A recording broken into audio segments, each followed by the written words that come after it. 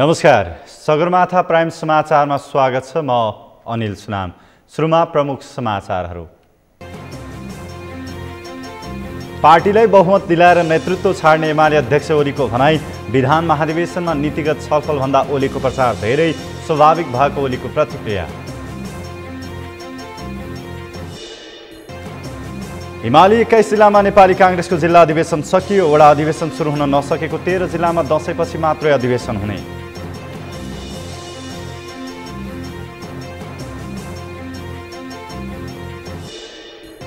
दशैंपछि 18 वर्ष मुनिका बालबालिकालाई कोरोना विरुद्धको खोप लगाइने स्वास्थ्य राज्यमन्त्री श्रेष्ठको भनाई।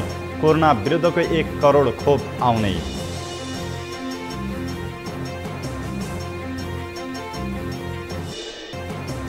ब्राजिलका राष्ट्रपतिको विरोधमा हजारौं प्रदर्शनकारी सडकमा उत्रिए।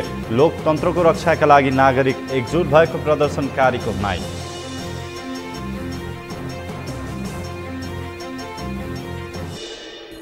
र एभरेस्ट प्रिमियर लिग क्रिकेटमा आज भएको खेलमा विराटनगरको सान्तोना जित।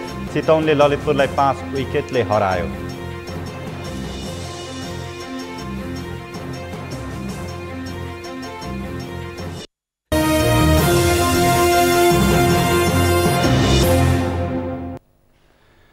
अब समाचार विस्तारमा। नेकपा एमालेका अध्यक्ष केपी शर्मा ओलीले पार्टीलाई बहुमत दिलाएर नेतृत्व छाड्ने बताउनु भएको छ। पार्टीको विधान महाधिवेशनमा बोल्दै ओलीले पार्टीलाई बहुमतमा पुर्याएर उस्तो कुनै मधुकैटवाल हल्लाउन नसक्ने सुदृढ स्थितिमा पुर्याएर छोड्ने बताउनुभयो। अध्यक्ष ओलीले आफ्नो देवत्वकरण भयो भन्नु विरोधीहरूले चलाएको हल्ला मात्रै भएको बताउनु भएको छ।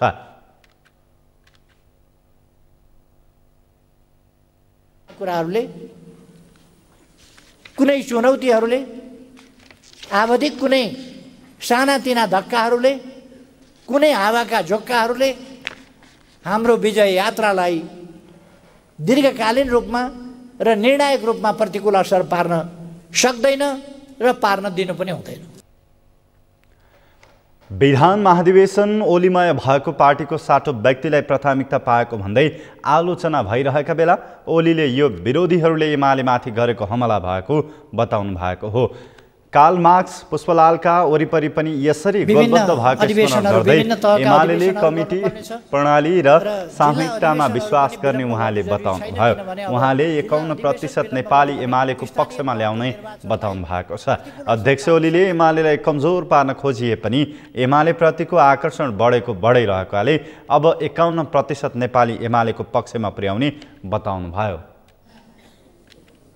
अब कुन तहले के काम गरेर कुन तह जित्नुपर्ने हो, कसरी जित्नुपर्ने हो, ती कुराहरू तय गरेर उम्मेदवार छनौटका कामहरूदेखि लिएर अनेक कुराहरू प्रतिस्पर्धीहरूसँगको प्रतिस्पर्धाको ढाँचाकाँचा कस्तो हुन्छ त्यसलाई हेरेर हामी अगाडि बढ्नुपर्नेछ। ओलीले अरूलाई अपजस लगाएर नउम्किने बताउनु भएको छ। उहाँले एमालेको तत्कालीन कार्यभार सुशासन, विकास, सुविधायुक्त समाज, समृद्धि रहेको बताउनुभयो।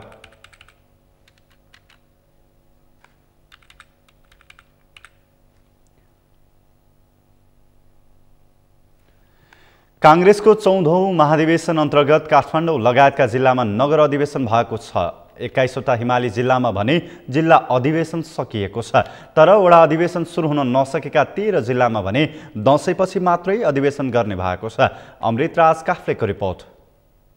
पटक पटक अधिवेशनको आन्तरिक कार्यतालिका हेरफेर गर्दै आएको नेपाली कांग्रेसले अहिलेसम्म समेत 4वटा जिल्लाको क्रियाशील सदस्यता विवरण सार्वजनिक गर्न सकेको छैन। तर वडा अधिवेशन सकेका जिल्लामा भने कांग्रेसले गाउँ नगर अधिवेशन गरिरहेको छ। त्यसै अन्तर्गत काठमाडौँ सहितका देशका विभिन्न जिल्लामा नगर अधिवेशन सुरु भएको छ।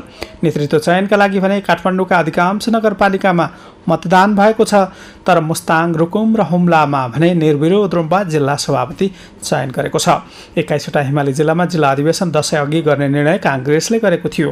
त्यसै अन्तर्गत काठमाडौँ लगायतका जिल्लामा समेत नगर अधिवेशन सकिएको छ। देशका अधिकांश जिल्लामा सर्वसम्मत रूपमा स्थानीय तह र जिल्लाको नेतृत्व चयन गरेको भए पनि काठमाडौँ महानगर सहित कतिपय स्थानमा भने मतदान मार्फत अधिवेशन सम्पन्न भएको छ।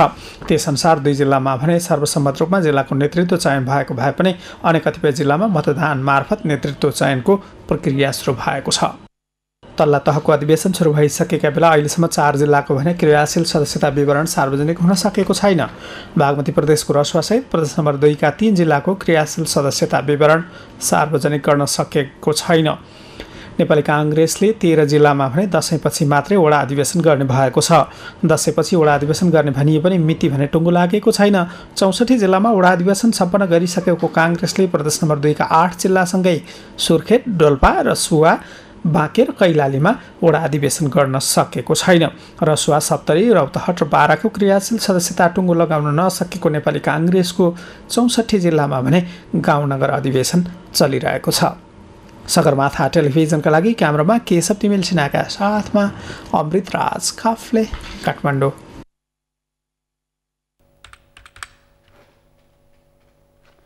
स्वास्थ्य तथा जनसङ्ख्या राज्यमन्त्री उमेश श्रेष्ठले दशैँ लगत्तै 18 वर्ष मुनिका बालबालिकाका लागि कोरोना विरुद्धको खोप लगाउन सुरु गरिने बताएका छन्।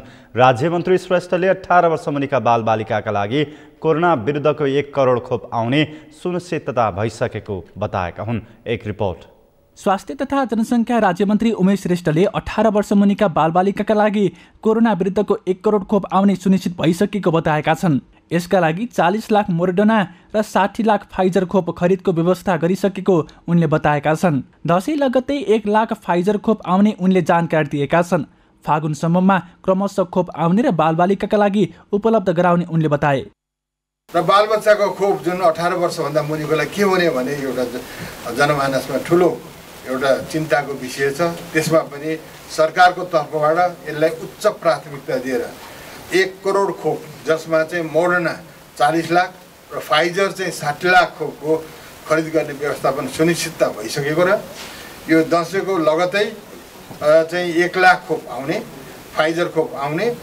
त्यसपछि जहाँसम्म लाग्छ मङ्सिर, पुस, माघ, फागुनसम्ममा चाहिँ पटक पटक गरेर फाइजर र मोडर्ना आएर बालबच्चाको लागि पनि खोपको चाहिँ व्यवस्थापन हुनेछ र क्रमिक रूपमा देशभरि चाहिँ खोप लगाइने यो बच्चाको हस्पिटल भएको हुँदाखेरि त्यो पनि म यहाँलाई जानकारी गराउन चाहन्छु। राज्यमन्त्री श्रेष्ठले सरकारले कोरोना विरुद्धको खोपलाई पहिलो प्राथमिकता दिएको उल्लेख गर्दै तिनै तहको अस्पतालको व्यवस्थापकीय पक्षलाई सुधार्न नीति बनाउने तयारी सरकारले गरेको बताएका छन्। सरकारले स्वास्थ्य क्षेत्रको दरबन्दी बढाउन ध्यान दिएको पनि उनको भनाइ छ। कोभिड-19 रोकथाम तथा नियन्त्रणको सम्बन्धमा मृत्यु भएका स्वास्थ्यकर्मीको बालबच्चालाई अध्ययनका लागि छात्रवृत्ति प्रदान गरिने पनि उनले बताए। सरकारले विशेष गरेर धेरै कुराहरूमा सुधार गर्ने, सबभन्दा पहिले चाहिँ हामीले यो कोभिड-19 यो भ्याक्सिनलाई नम्बर 1 प्राथमिकता दिएको छ। त्यसपछि व्यवस्थापकीय सुधार र यो तलदेखि इभन प्रत्येक स्थानीय भनौँ सरकारदेखि, प्रदेशदेखि, सङ्घदेखि यहाँ भएका चाहिँ हस्पिटल्सहरूलाई कसरी सुधार गर्न सकिन्छ त्यस विषयमा पनि गम्भीर भएर चाहिँ एउटा नीति बनाउन खोजेको छौँ र विभिन्न समिति, उपसमिति बनाएर त्यसको अध्ययन चाहिँ भइरहेको यहाँलाई जानकारी गराउन चाहन्छु र चाँडोभन्दा चाँडो गर्न सकिने चिजहरू र सरकारले लगानी गर्ने चिजहरूमा पनि सरकारले चाहिँ यो स्वास्थ्य क्षेत्रमा पहिलेको भन्दा बजेट पनि बढाएको छ, पहिलेको भन्दा प्राथमिकताका साथ अगाडि बढेको यहाँहरूलाई जानकारी पनि गराउन चाहन्छु र अहिले भएको स्वास्थ्यकर्मीहरूको दरबन्दीको लागि पनि सरकारले गम्भीर भएर सोचेको छ। किनभने धेरै ठाउँमा अझै दरबन्दी पुगेको छैन, स्वास्थ्यकर्मीहरूको दरबन्दी छैन, त्यसमा पनि सरकारले ध्यान दिएको छ र म विशेष आग्रह यहाँलाई गर्न चाहन्छु। विशेष गरेर स्वास्थ्यकर्मी साथीहरूले यो कोभिडको बेलामा असाध्यै ठुलो कन्ट्रिब्युट गर्नुभएको छ। राज्यमन्त्री उमेश श्रेष्ठले दशैँ लगत्तै 18 वर्ष मुनिका बालबालिकाका लागि कोरोना विरुद्धको खोप लगाउन सुरु गरिने बताएका छन्।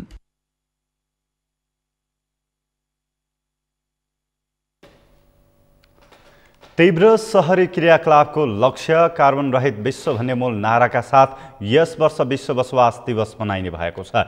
नेपालमा पनि सोमबार यस वर्षको विश्व बसोबास दिवस मनाउन लागि हो। शहरी विकास तथा भवन निर्माण विभागले आइतबार काठमाडौँमा एक कार्यक्रम आयोजना गर्दै यसबारेमा जानकारी दिएको हो।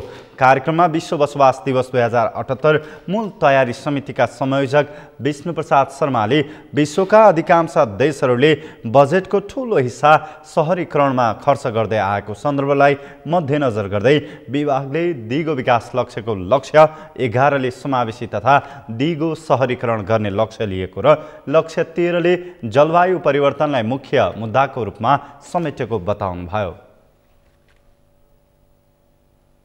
Urban action for a carbon free world रहेकोमा नेपालीमा तीव्र शहरी क्रियाकलापको लक्ष्य कार्बन रहित विश्व तय गरिएको छ।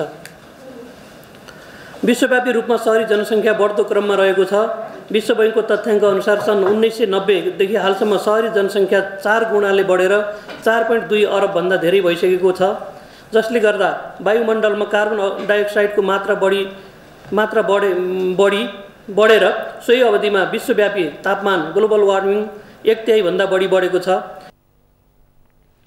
नेपालको संविधानले हरेक नागरिकहरूलाई स्वच्छ र स्वास्थ्य वातावरणमा बस्न पाउने हक दिएको उल्लेख गर्दै विभागले यसको लागि आफू लागि परेको बताएको छ।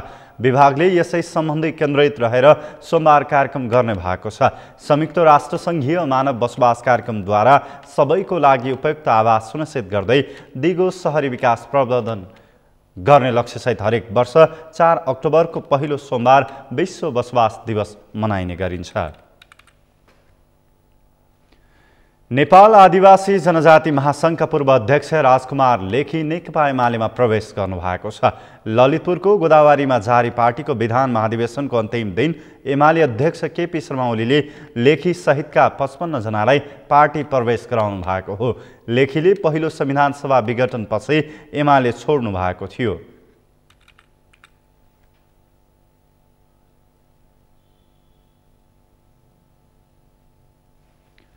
काठमाडौँको चोभारमा निर्माण गरिएको सुक्खा बन्दरगाह सञ्चालनको अन्तिम तयारी गरिएको छ। नेपाल इन्टरमोडल यातायात विकास समितिको कार्यकारी निर्देशक आशिष गजुरेलले सुक्खा बन्दरगाहको निर्माणका काम सम्पन्न भएकाले बन्दरगाह सञ्चालनको लागि तयारी गरिरहेको जानकारी दिएका छन्। एक रिपोर्ट। काठमाडौँको चोभारमा निर्माण गरिएको सुक्खा बन्दरगाह सञ्चालनको अन्तिम तयारी गरिएको छ। नेपाल इन्टरमोडल यातायात विकास समितिको कार्यकारी निर्देशक आशिष गजुरेलले सुक्खा बन्दरगाहको निर्माणको काम सम्पन्न भएकोले बन्दरगाह सञ्चालनको लागि तयारी गरिरहेको जानकारी दिएका छन्। निर्देशक गजुरेलले बन्दरगाहमा सञ्चालनका लागि भन्सार कार्यालय, क्वारेन्टिन, बैंक, सुरक्षा निकाय लगायतका सम्बन्धित निकायहरूसँग छलफल भइरहेको भन्दै उनले चाँडै नै पूर्ण तयारीका साथ सञ्चालनमा ल्याउन लागि जानकारी दिएका छन्। सुक्खा बन्दरगाह सुरु भएसँगै काठमाडौँको व्यवसायीहरूले सिधै काठमाडौँमा सामान ल्याउन सक्ने र छिट्टै उपभोक्ताको माझमा पुर्याउन सकिने तथा आयात निर्यातको मूल्य घटाउन सकिने उनले बताए। सबै कुरा चाहिँ एउटा व्यवस्थापन गरेर चाहिँ यो लजिस्टिक्स कस्ट, यो सामानको आयात निर्यात गर्दाखेरि जति पनि मूल्य लाग्छ त्यसलाई घटाउने कोसिस गर्छौँ र त्यसैको कोसिस अन्तर्गत यो सुक्खा बन्दरगाह चाहिँ बनेको छ। अब यो सुक्खा बन्दरगाहमा चाहिँ अर्को एउटा महत्त्वपूर्ण पक्ष भनेको चाहिँ काठमाडौँ तराई फास्ट ट्र्याक हो। यो खोला, यो काठमाडौँ तराई फास्ट ट्र्याक र यो बन्दरगाहलाई बागमती खोलाले चाहिँ डिभाइड गरेको छ। भोलिको दिनमा काठमाडौँ तराई फास्ट ट्र्याक बनेपछि अब वीरगन्जबाट आउने दूरी अझ घट्न जाने हुन्छ र यसले चाहिँ अझ चाहिँ तपाईँको आयात निर्यातमा कस्ट चाहिँ अझ घट्ने हुन्छ। र काठमाडौँको चोभार स्थित 220 रोपनी जग्गाको क्षेत्रफलमा 1 अर्ब 60 करोड रुपियाँको लगानीमा सुक्खा बन्दरगाह बनेको हो। यसभित्र 2वटा गेट, 3वटा धर्मकाटा, भन्सार, क्वारेन्टिन र प्रशासनिक गरी 3वटा भवन, 3वटा ठुला गोदाम, चेक जाँच गर्ने 3वटा खुल्ला भवन, 500वटा कन्टेनर राख्न सक्ने कन्टेनर यार्ड, 500 ट्रक व्यवस्थापन गर्न सकिने पार्किङ स्थल निर्माण सम्पन्न भइसकेको कार्यकारी निर्देशक गजुरेलले जानकारी दिए। सीसीटीभी जडान र फायर फाइटर समेत जडान गरिसकेको उनले बताए। अब यो जुन बन्दरगाह छ यो चाहिँ अब काठमाडौँको चोभार स्थित निर्माण भएको छ। अब यो सुक्खा बन्दरगाह चाहिँ 220 रोपनीमा चाहिँ निर्माण भएको छ र अहिलेसम्म चाहिँ हाम्रो बन्दरगाहहरू चाहिँ चीन अथवा चाहिँ भारतको नाका सिमानामा चाहिँ बनेको छ। जस्तै अहिले हामी वीरगन्जमा, विराटनगरमा, भैरवामा चाहिँ तपाईँको कागडभिट्टामा, तातोपानीमा चाहिँ सुक्खा बन्दरगाहहरू सञ्चालन गरिरहेको छौँ भनेदेखि चाहिँ तपाईँको रसुवा र नेपालगञ्जमा चाहिँ बनिरहेको स्थिति छ। यो पहिलोपल्ट चाहिँ नाकाभन्दा भित्र चाहिँ काठमाडौँ उपत्यकामा यो सुक्खा बन्दरगाह बनेको छ। भारत र चीनसँग सीमा जोडिएको जिल्लाहरूमा मात्रै सुक्खा बन्दरगाह भए पनि भित्री जिल्लामा भने चोभारको सुक्खा बन्दरगाह पहिलो हो। वीरगञ्ज, विराटनगर, भैरहवा, काकटभिट्टा, तातोपानीमा सुक्खा बन्दरगाह सञ्चालनमा रहेका छन् भने रसुवा र नेपालगञ्जमा पनि निर्माणाधीन अवस्थामा रहेको छ।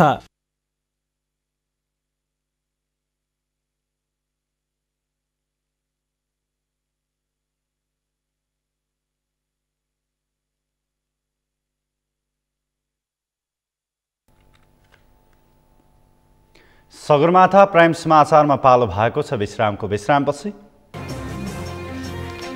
दशैं लगायतका चाडबाड नजिकैसँगै अनुगमनको तीव्रता, बर्दियाको मूर्तिकारले मूर्ति बनाउन भ्याइ नभए ठाउँ ठाउँमा हेल्प डेस्कको स्थापना।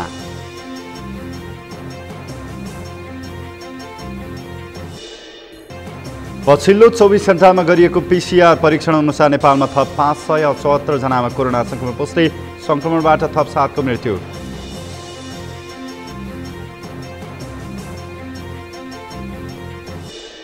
र एभरेस्ट प्रिमियर लिग क्रिकेटमा आज भएको खेलमा विराटनगरको सान्तोना जित, चितवनले ललितपुरलाई 5 विकेटले हरायो।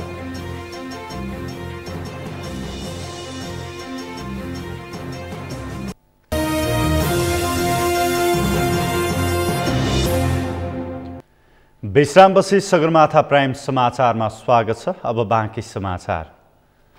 3 दिनदेखि जारी नेकपा एमालेको प्रथम विधान महाधिवेशन आजदेखि सकिएको छ। विधान महाधिवेशनमा नीतिगत छलफल र बहस भन्दा पनि अध्यक्ष ओलीको प्रचार प्रसार बढी गरेको देखिन्थ्यो। तर एमाले नेताले भने एमालेको महाधिवेशनमा ओलीको प्रचार हुनु स्वाभाविक भएको बताएका छन्। कस्तो रह्यो त एमालेको विधान महाधिवेशन? अमृत ढकालको रिपोर्ट। नेकपा एमालेको प्रथम विधान महाधिवेशन आइतबार सम्पन्न भएको छ। शुक्रबारदेखि जारी महाधिवेशनमा देशका सबैजसो जिल्ला र पालिकाबाट प्रतिनिधिहरू ललितपुरको गोदावरी स्थित सनराइज हलमा उपस्थित थिए। एमालेको विधान महाधिवेशन अलि फरक देखिएको थियो। सामान्यतः विधान महाधिवेशनकै बेलामा पार्टीहरूले विधान छलफल गर्ने र यथोचित संशोधन गर्ने गर्दछन्। तर एमालेले समय लिएर विधानको बारेमा बहस गरेको छ। एमालेले गरेको विधान महाधिवेशन भनेपछि आलोचकहरूले भने अध्यक्ष केपी ओलीलाई थप शक्तिशाली बनाउने प्रपञ्च रचेको भनेर खरो टिप्पणी गरेका छन्। एमालेमै रहेका पूर्व माओवादी खेमाका नेता प्रभु शाहले अधिवेशन नै बहिष्कार गरे। माओवादी केन्द्रबाट नेकपा हुँदै एमालेमै रहेका प्रभु शाहले विधान महाधिवेशनमा जाने वातावरण नबनाइएको बताएका छन्। नेकपाको कुरा गर्ने त पुरै प्रताण्डित हुँदो रहेछ। त्यो स्थिति भएपछि नयाँ समझदारी हुनु पर्यो। फेरि यो नयाँ समझदारी हो भने ठिकै छ, किनकि यो समझदारी नै भनाइकै र गराइकै अन्त ठुलो देखियो। त्यसले एउटा सार्वजनिक कमिटमेन्ट केही इस्युहरूमा भयो भने काम गर्न अगाडि बढ्न सहज हुन्छ। किनकि खाली सवाल हाम्रो माओवादी पक्षको होइन, कम्युनिस्ट आन्दोलनको सवाल हो, देशको सवाल हो। त्यसले यो विषयमा हामी खाली मुखले यो त्यो भनेर हुँदैन। व्यवहार त देखिया छैन, एक ढङ्गको गम्भीर धोका भइरहेछ। त्यसैले यसलाई हल गर्नु पर्यो भनेर हामी भन्यौँ। त्यो सबै छिन्ने स्थिति भएन र जाने पनि वातावरण बनेन। यस अघिका महाधिवेशनमा मात्रै होइन, पार्टीका सामान्य कार्यक्रममा मञ्चमा ब्यानरसँगै पुष्पलाल, मदन भण्डारी र मनमोहन अधिकारीको तस्बिरले सजाइन्थ्यो। तर यसपालि कम्युनिस्ट आन्दोलनलाई यो ठाउँमा पुर्याउने ती हस्तीको तस्बिर मञ्च अर्को कुनामा राखिएको थियो। मञ्चको पृष्ठभूमिमा रातो कपडाको बीच भागमा सूर्य चिन्ह र त्योभित्र हँसिया हतौडा राखिएको थियो। अनि मञ्चमा एमाले शीर्ष नेताहरू। मञ्चमा जनताको बहुदलीय जनवादको नाराले पनि स्थान पाएन। हलको एउटा कुनामा मात्रै जब पुष्पलाल, मदन भण्डारी र मनमोहन अधिकारीको तस्बिर राखिएको थियो।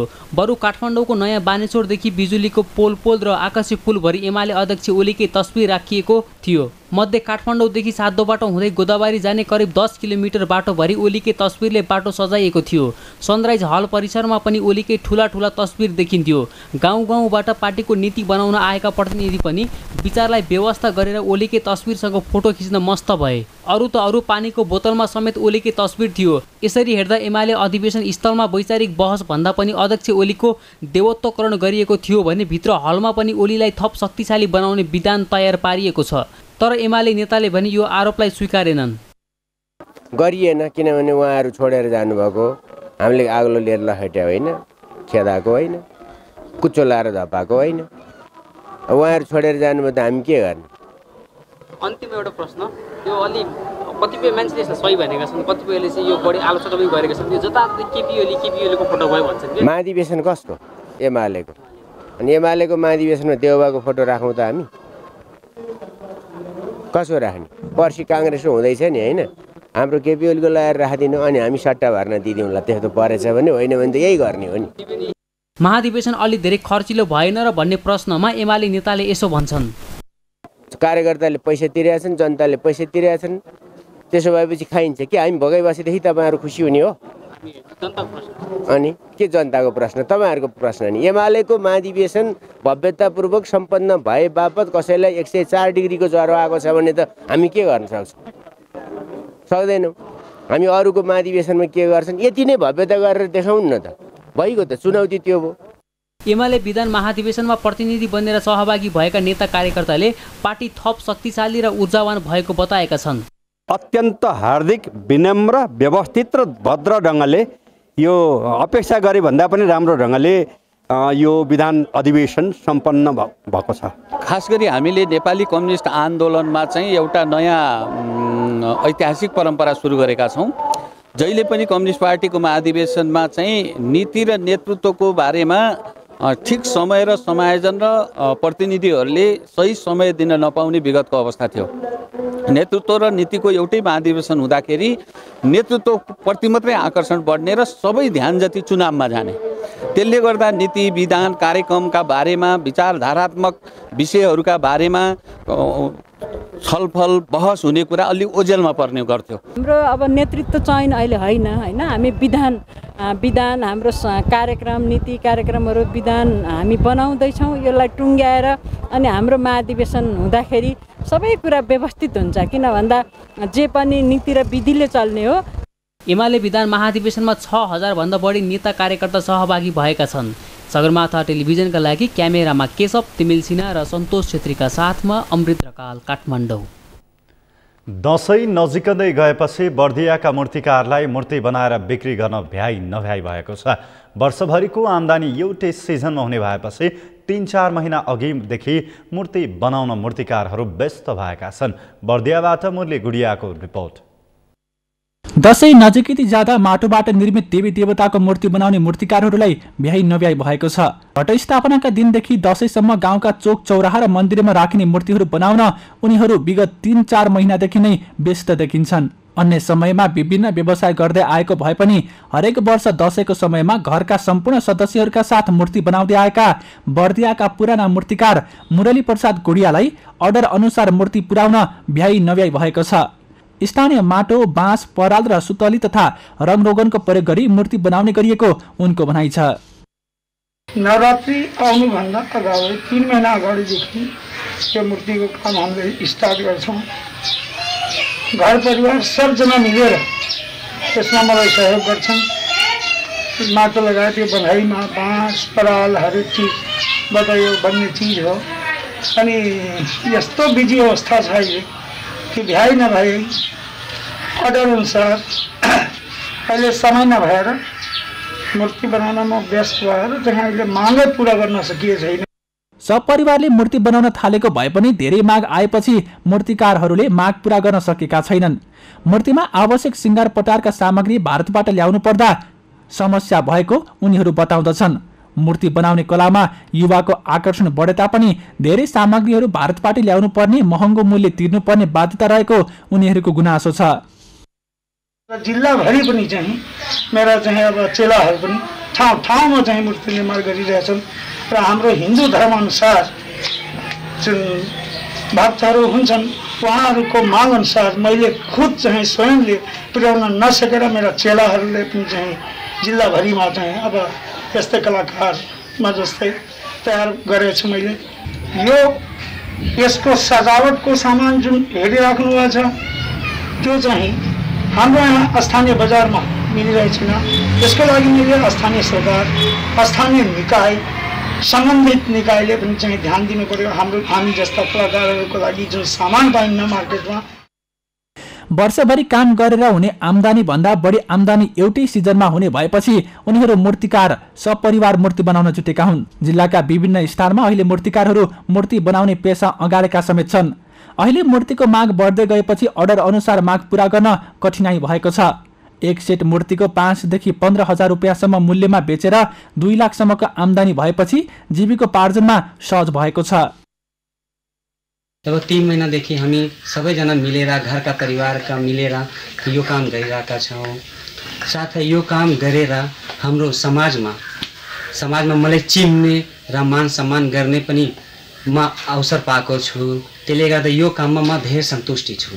यो लगभग 3 महिना र 4 महिनाको लगभग काम गर्दा यो मूर्तिको जम्मा मूल्य गर्दा हाम्रो लगभग आम्दानी 1.5 या 2 लाखसम्मको आउन जान्छ। यो मूल्य र आम्दानीबाट हाम्रो घर परिवारलाई पाल्न धेरै सहज नै भएको छ। यो वर्षमा एकचोटि दसैँको बेलामा काम गर्ने गरिन्छ। मूर्तिकारहरू दुर्गा भगवती गणेश तथा विभिन्न देवी देवताका मूर्ति निर्माण गर्न 3-4 महिना अघिदेखि नै खटिएका छन्। यी मूर्ति घटस्थापनाका दिन विभिन्न चोक चौराहा र मन्दिरमा स्थापना गरेर नवरात्र सुरु भएदेखि 10 दिनसम्म पूजा अर्चना गरिन्छ। दसैँको दिन पूजा हवन इत्यादि गरी स्थानीय नदी नाला र खोलाहरूमा विसर्जन गर्ने गरिन्छ। सगरमाथा टेलिभिजनका लागि बर्दियाबाट मुरली गोडियाको रिपोर्ट। चाडपर्व नजिकिँदै गरेपछि जाजरकोटमा चहल पहल सुरु भएको छ।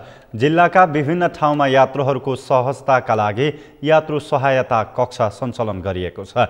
विजयादशमी दीपावली लगायतका चाडपर्वको समयमा यात्रुहरूलाई आवश्यक सहयोग यात्रु सहायता कक्ष सञ्चालनमा ल्याइएको हो।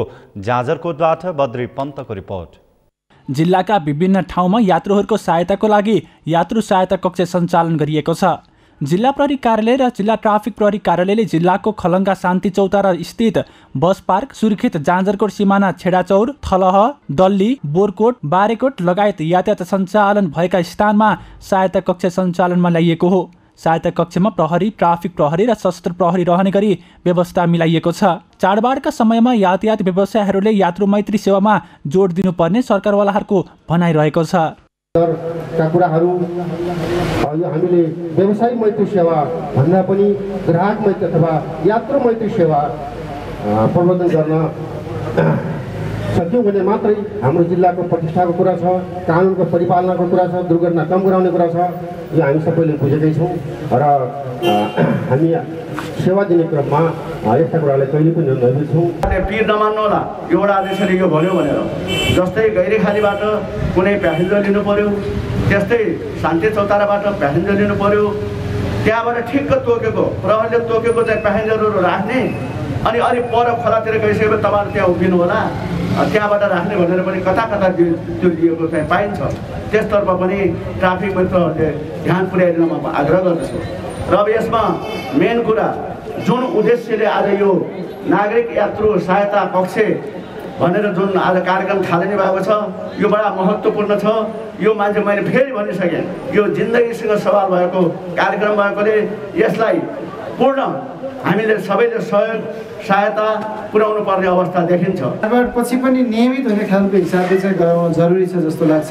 त्यसको लागि जाजरकोटको यातायात क्षेत्रमा जाजरकोट भएर चल्ने विभिन्न गाडीहरू, विभिन्न चाहिँ यातायातका साधनहरू दुर्घटनाबाट एकदमै दुर्घटनालाई न्यूनीकरण गर्नका लागि यो कार्यले एकदमै राम्रो भूमिका खेल्ने चाहिँ अपेक्षा गरेका छौँ। र हाम्रो तर्फबाट पत्रकार महासङ्घ जाजरकोटको तर्फबाट र जाजरकोटका सञ्चारकर्मीहरूको तर्फबाट बोल्दाखेरि हामीले यसको जनचेतनामूलक कार्यमा चाहिँ एकदमै सक्दो सहयोग गर्नेछौँ। त्यसको लागि यहाँहरूको पनि सहकार्य सम्बन्ध हुन जरुरी छ।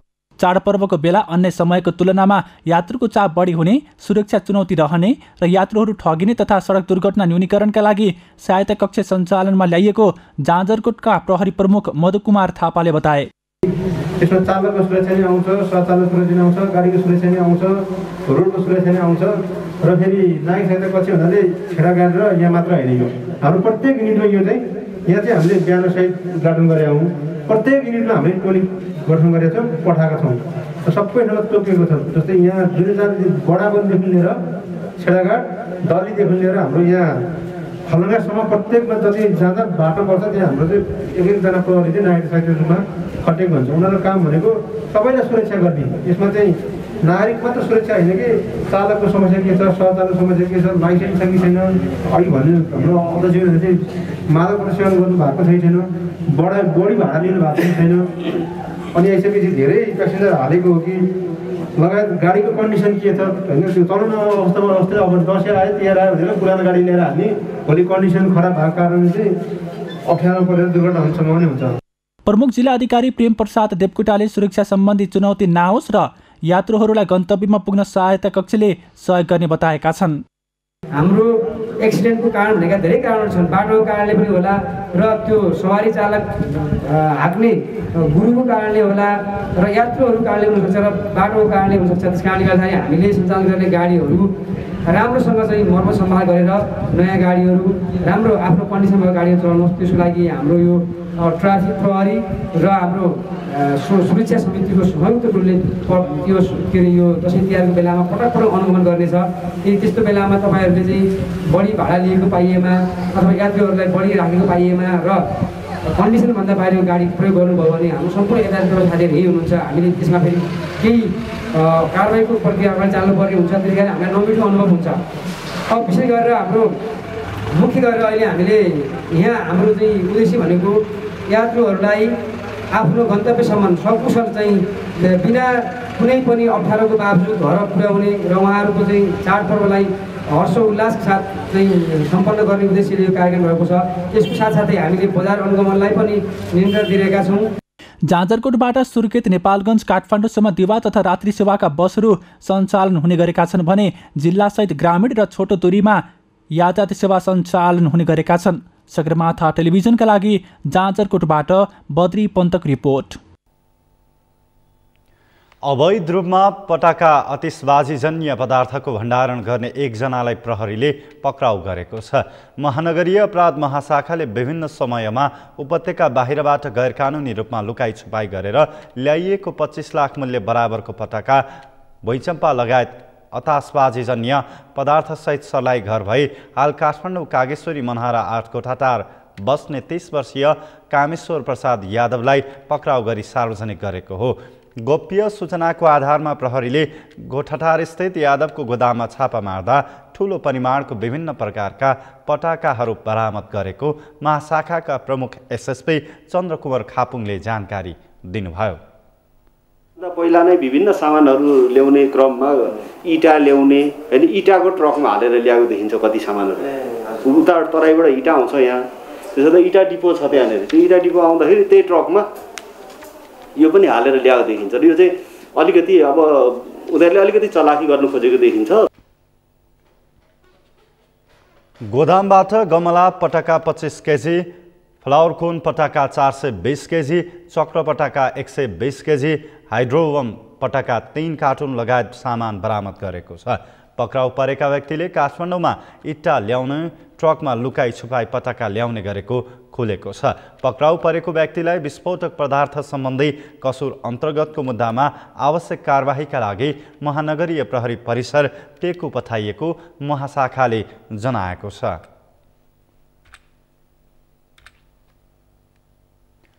यातायात व्यवस्था कार्यालय एकन्तकुनाबाट 2 जना बिचौलियालाई प्रहरीले पक्राउ गरेको छ। पक्राउ पर्नेमा ललितपुर महानगरपालिका 14 नखीपोर बस्ने वर्ष 30 को सुमन तामाङ र कुसुन्ती बस्ने वर्ष 23 को सुरज गुप्ता रहेका छन्। उनीहरूले लिखित परीक्षा पास गराइदिने, फास्ट ट्रायल मिलाइदिने, नवीकरण गरिदिने, सिफारिसहरू मिलाइदिने भनी सेवाग्राहीबाट पैसा असुल गर्ने तथा लाइनमा लागेका सर्वसाधारणलाई शास्ति दिने 2 जना बिचौलियालाई यातायात कार्यालय एकान्तकुनाबाट पक्राउ गरेको महानगरीय ट्राफिक प्रहरी महाशाखाले जनाएको छ। उनीहरूलाई यातायात कार्यालयमा आउने सेवाग्राहीसँग पैसा बार्गेनिङ गरी लिँदै गरेको अवस्थामा कार्यालय परिसरबाटै पक्राउ गरिएको हो।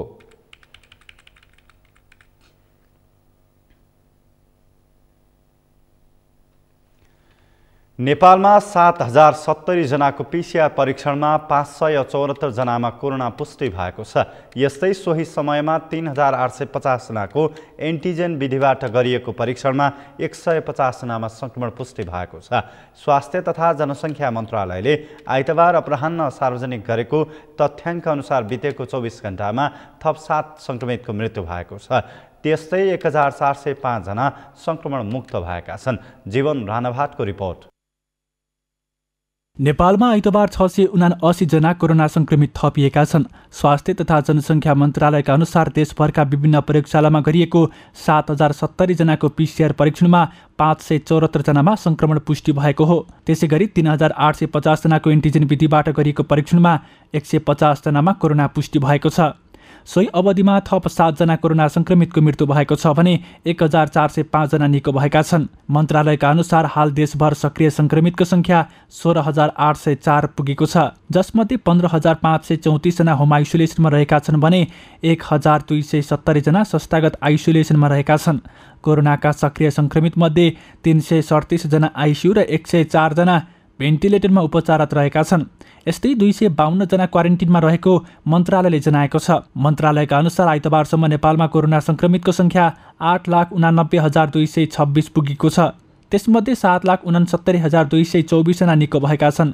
पछिल्लो विवरण अनुसार 11,134 जनाको मृत्यु भएको छ। यसैबीच सरकारले कोरोना संक्रमितको संख्यामा कमी आए पनि जोखिम कायमै रहेकोले संयमता अपनाउन आग्रह गरेको छ। दसैँ नजिकिएसँगै बजारमा किनमेल गर्नेको भिड बढ्न थालेको भन्दै सरकारी अधिकारीहरूले चिन्ता जनाएका छन्। सगरमाथा टेलिभिजनका लागि जीवन राणाबाट काठमाडौँ। स्वास्थ्य बिमा गरेका व्यक्तिहरूले सरकारी अस्पतालबाट रिफर लिएर अन्य अस्पतालमा जानुपर्ने नियम लागू भएपछि बिमा मार्फत उपचार गराउने बिरामीलाई शास्ति भएको छ। सरकारी बाहेकका अन्य अस्पतालमा उपचार गर्न जान सरकारी अस्पतालबाट रिफर लिन परेपछि शास्ति भएको उपचारमा आउने बिरामीहरूको भनाइ छ।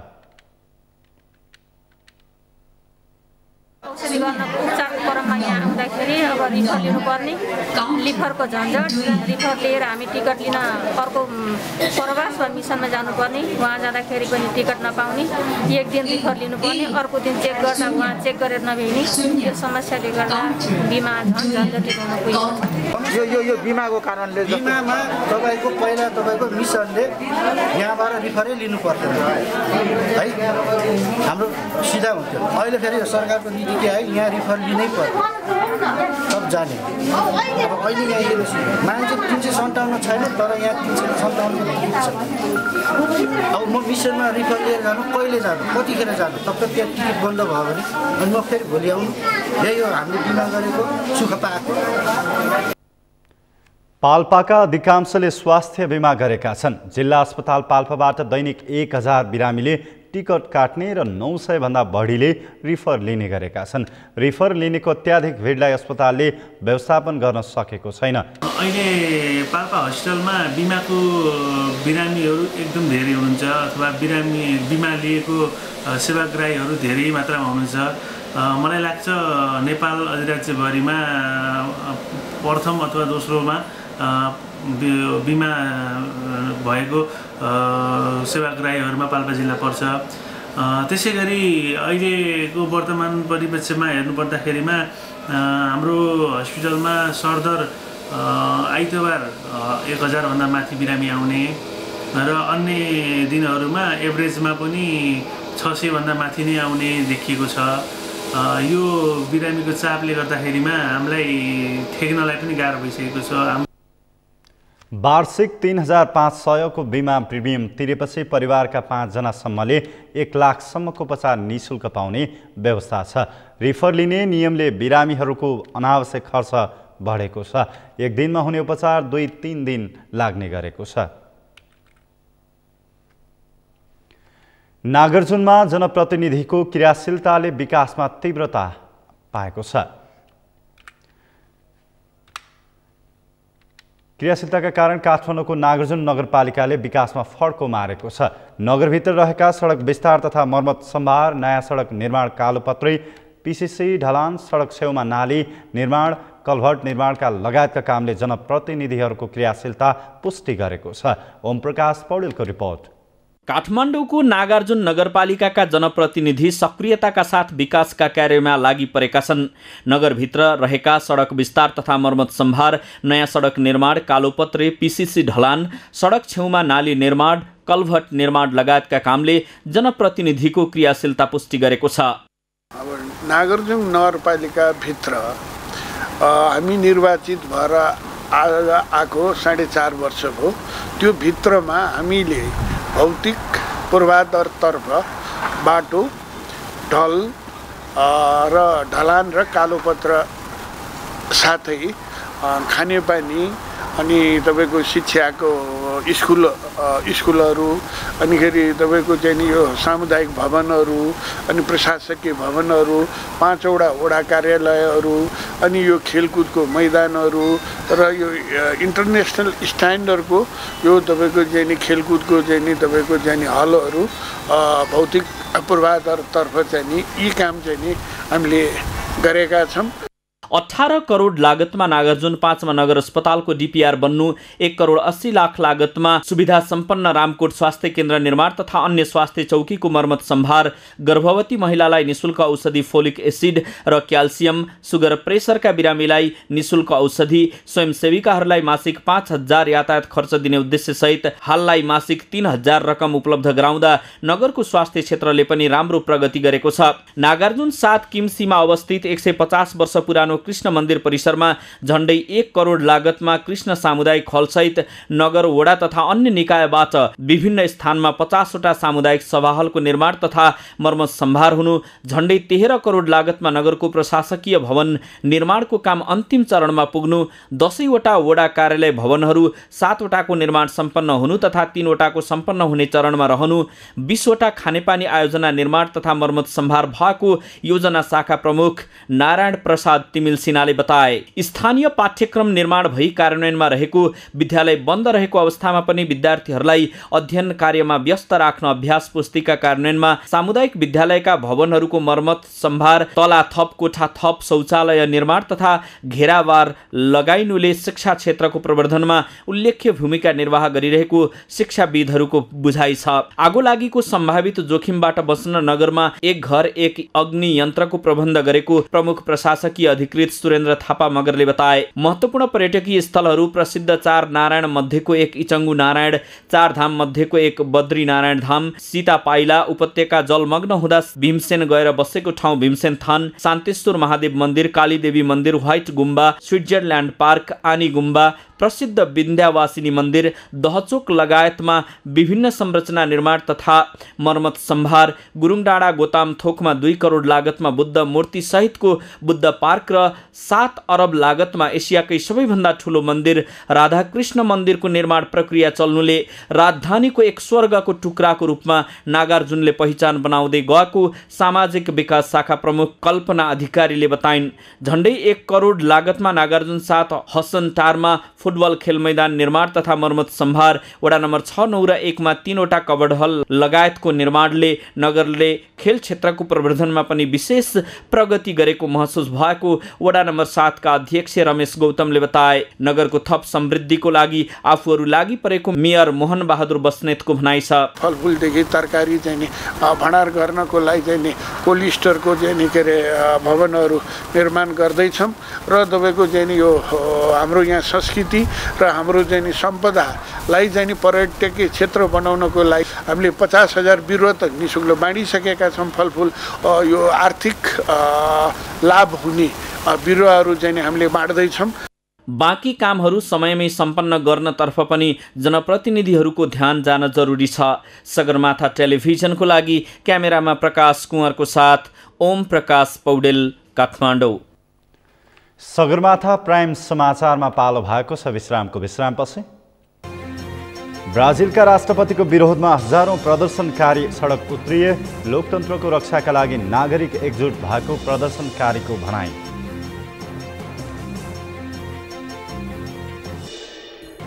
र एभरेस्ट प्रिमियर लिग क्रिकेटमा आज भएको खेलमा विराटनगरको सान्तोना जित, चितवनले ललितपुरलाई 5 विकेटले हरायो।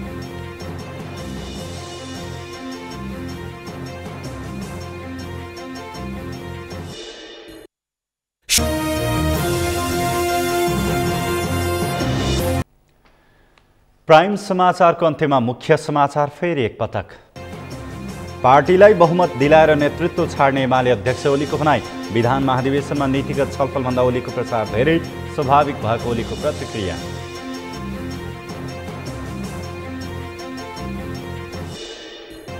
हिमाली 21 जिल्लामा नेपाली काङ्ग्रेसको जिल्ला अधिवेशन सकियो। वडा अधिवेशन सुरु हुन नसकेको 13 जिल्लामा दशैंपछि मात्रै अधिवेशन हुने।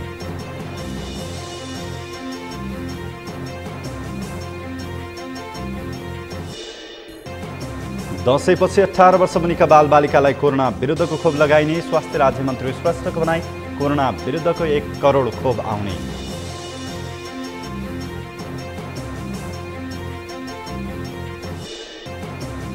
ब्राजिलका राष्ट्रपतिको विरोधमा हजारौं प्रदर्शनकारी सडक उत्रिए। लोकतन्त्रको रक्षाका लागि नागरिक एकजुट भएको प्रदर्शनकारीको भनाई।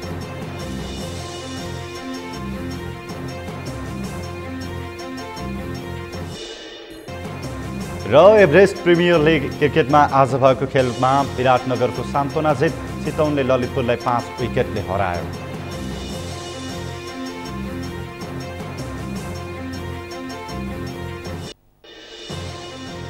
हवस् त सगरमाथा समाचार अहिलेलाई सकियो। तपाईँ समाचार बुलेटिनका साथै सगरमाथा टेलिभिजनका सम्पूर्ण कार्यक्रम www.sagarmatha.tv मा पनि पढ्न र हेर्न सक्नुहुनेछ। साथै युट्युबमा youtube.com/sagarmatha.tv नेपालमा हेर्न सक्नुहुनेछ। साथै तपाईँ हामीलाई फेसबुकमा पनि facebook.com/stv नेपालमा फलो गर्न सक्नुहुनेछ। समाचारको शिखर, नेपालको गौरव, नेपालको पहिलो न्युज च्यानल सगरमाथा टेलिभिजन हेर्दै गर्नुहोला। नमस्कार।